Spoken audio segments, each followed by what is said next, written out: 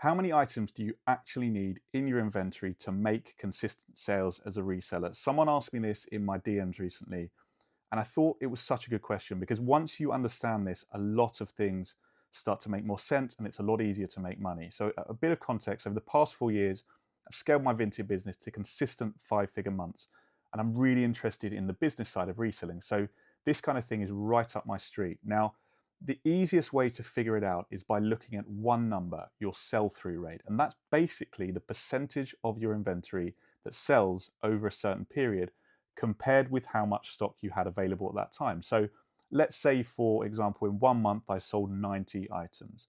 And on average, I had 600 items in inventory. To work out my sell through rate, I divide 90 by 600, which gives me 15%. Now, here's the useful part. Once you know your sell through rate, you can work backwards from your sales goal. So if the goal was to sell 200 items in a month, you divide 200 by 15%. That roughly gives you 1,333 items in inventory. So in other words, if I wanted to consistently sell 200 items a month, I'd need around 1,330 active listings or items in stock to support that goal on average.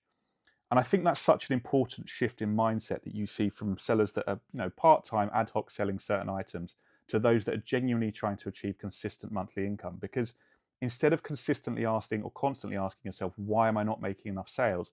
A better question is, do I actually have enough inventory to support the level of sales I want? Now, this gets even more useful when you combine it with your other numbers. So, for example, if you know your average profit per item is £18 and you want to sell 200 items a month, you just multiply 200 by 18 and it gives you 3,600 profit.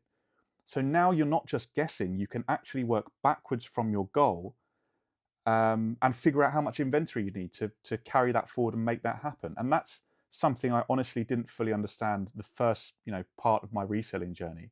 And looking back, it explains why I used to get so frustrated when I wasn't hitting the goals I'd set for myself, even though I had all the enthusiasm, the energy to want to do that. So it wasn't always that I was doing something wrong. A lot of the time, I just didn't have the inventory. So hopefully that makes sense. And if you want more reselling maths or breakdowns like this, let me know in the comments. And on top of that, if your numbers, you're not sure about your numbers, then really not your thing, drop your figures in the comments and I can help work it out. Got there eventually.